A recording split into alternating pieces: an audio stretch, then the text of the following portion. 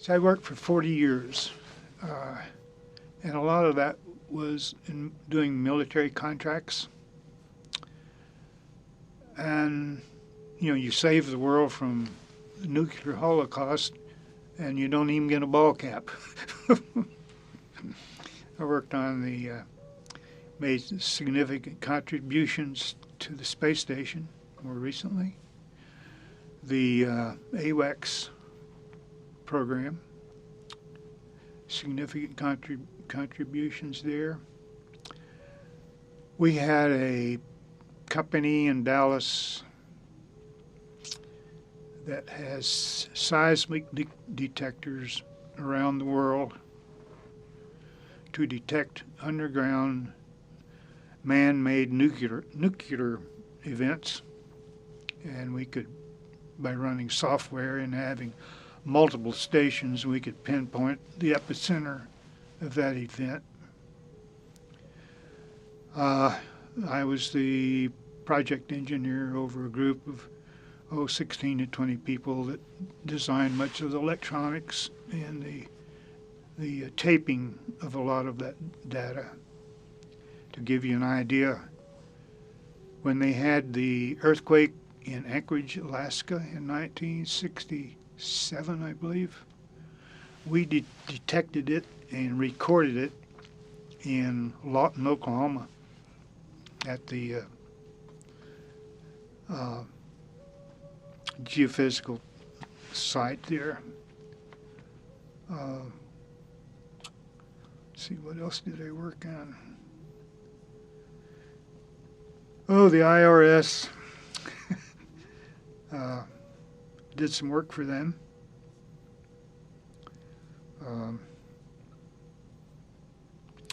The Army, the Navy, the Marines, and the U.S. Agricultural Department used these huge tape machines, and the company I worked for at the time in Tulsa was designing and manufacturing these machines, and they went into some critical sites in Washington, around Washington, and I think the USDA was down at New Orleans. But I've always made a contribution to make the country better in some way, somewhere. And we got into gas and oil prospecting, coal.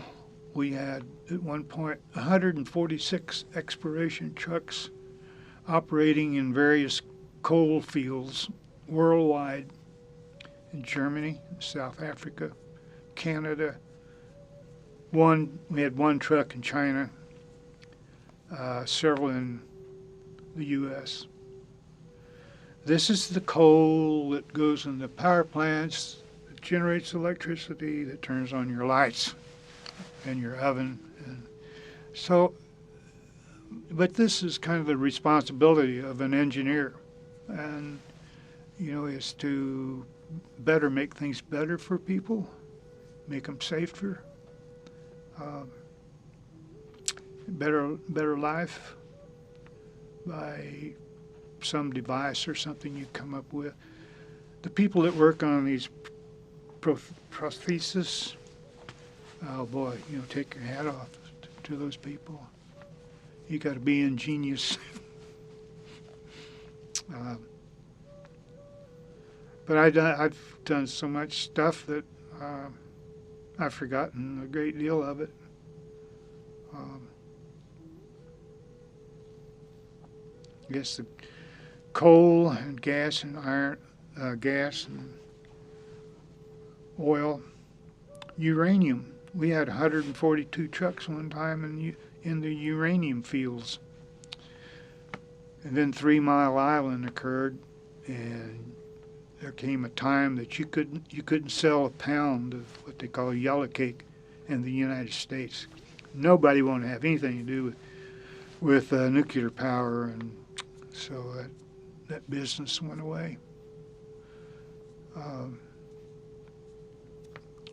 But I thought that was a pretty neat contribution. I had to work around the radiation radiation sources for about 12 years in designing the equipment that goes downhole to detect and measure the amount of it. Well, you're trying to locate uranium. And I think that everything I've done has contributed to make the country better in some way. Well, at one point I thought I could teach school. And I taught over at OSU, the engineering department. And I had one class was 42 freshmen. I had sophomores. There was about 20 to 30 of them. And there was a few junior, they're picking up prerequisites, a few junior level students. The most shocking thing to me was the freshmen coming in. They were so poor in science and mathematics. I would grade the papers and try to give them partial credit. They missed it. They totally missed the answer. But I would give them partial credit, even if they started out part way. Maybe they only got 20% there. I'd give them 20%. The handwriting and their printing, the penmanship was just, you couldn't even tell their name. Some of them were so bad, I just couldn't believe it. What is the education process in Oklahoma doing that is developing young people like this? I had some Pakistanis. I had some Pakistanis. I had one little guy from Korea, and his printing looked like it came out on a typewriter. It was just, his papers were just beautiful. They were well organized. You could follow it. And, he was an A student also. But some of them, part of it's up here and it's off down here. And I said, well, where's so-and-so? Well, let's see now. Oh, yeah, right here. I would love to got the opportunity to have grabbed off a group at some point. I should have started teaching earlier, I guess. At some point in my life, and grabbed a bunch of these young men and showed them, okay, this is what you're going to do. Yep. We're going to clip off your hair. You're going to dress nicely. You're going to come to class on time, every time. No excuses. We're going to do the work, and we're going to do it over and over and over until you've got it. And I said, don't really care so much about the answers, whether it's correct or not. I want to see that you followed a procedure that would lead you to the proper answer. And anyway, I was discouraged at what I had to work with, the guys coming in. And there was a double hump curve. These are the, C's and D's and F's. These are the B's and A's way up here. It's like almost two different people coming in. Of course, these may have been taking the course the second time around, but they came from the better schools. I'm sure Oklahoma City, I don't know, wherever they got them, Tulsa. But good grief, look at Abraham Lincoln. He studied by candlelight and fireside. And he got the books down and taught himself. It can be done, people. You just have to have the determination to improve yourself and do it. And not back down. Face the challenge. And like I say, you don't know that you can't walk on water until you get your feet wet.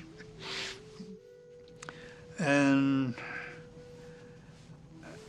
I guess the younger people, um,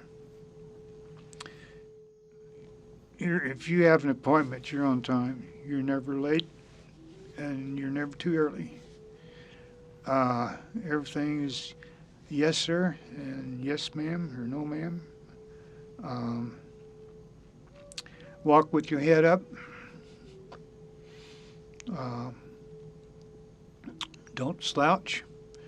Keep your shoes shine. Keep your clothes in good condition. Um, keep, if you can, keep a healthy lifestyle. And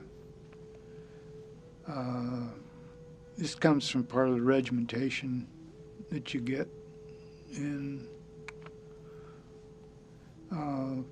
I think the GI Bill that allowed me to go to college was the most important thing that ever was, because I had, like they say, I had no mommy, no poppy, and no Uncle Sam. Kind of by myself, and I had to do it on my own. So that GI Bill was great and got me started.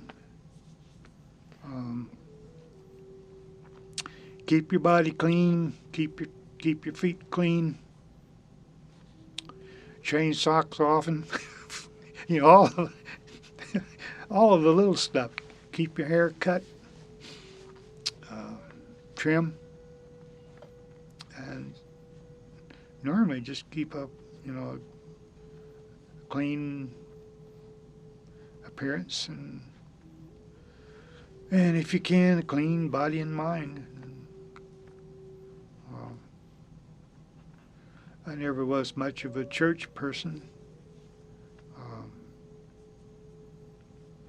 Doesn't mean I don't believe, but I believe a little different than most people. I'm not a fanatic about about religious stuff.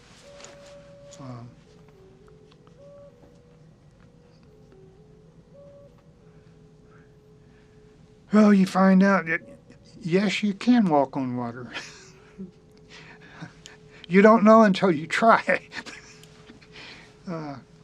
Like bailing off that 40-foot tower. You never know until you do it. And you learn that, like the mile swim, there was, I think, 26 of us in class. There was only 2 of us finished. Determination. If you get tired, so what? You keep on going. You keep going until you hurt so bad, then you go a little bit more. And that's what I took from it. I think I went through a little rougher training than most people. 6 weeks in a California desert was bad. I still have scars on my feet from marching in those heavy shoes that they issue. I don't remember anything really, really exceptional that I took from high school.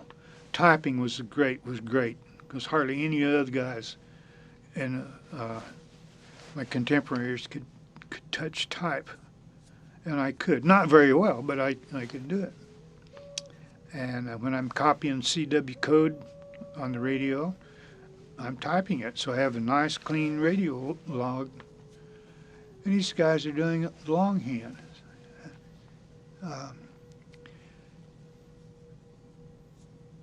But I think people are too readily, now due to the environment and their peer pressure and whatever, they put themselves down, and they don't realize, hey, you are an individual. There's nobody like you in the whole world. You should be overly proud that you are you, and you should be, a number one citizen. Do the right thing always. Act like a prince. Conduct yourself like a prince. And uh, learn. You never quit learning. Once you get out of high school, that's just the beginning. You've got another 30 years, 40 years to learn stuff, and you can do it. I don't care what your background is. I have to look at myself. I started out at West Peavine Institute of Technology in the first grade. And I went to several schools. I ended up finishing high school at Westville, and but when I got in service and started going to those service schools, I realized how poorly educated I was, and I was just thirsty for knowledge, and I tried to keep up, and I wanted to make straight A's in everything I did. And you're talking about warriors. Well, I was always one of the minorities. Where most of the places I went to school, I was one of the minorities, except at West Peavine. And later on, they knew I'm half Cherokee. So I thought that, okay, I have to run this race faster than anybody else because of that. I have to jump further. I have to be able to wrestle and win sometimes anyway.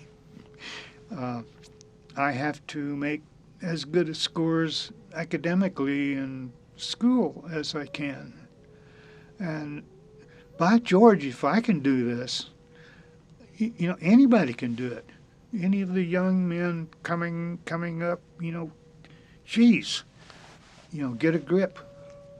Let's get on with the program here. And it takes self-discipline. You've got to have the self-discipline. Like I said, you don't know that you can't walk on water until you try it. And who knows? Maybe you'll make it to the other side.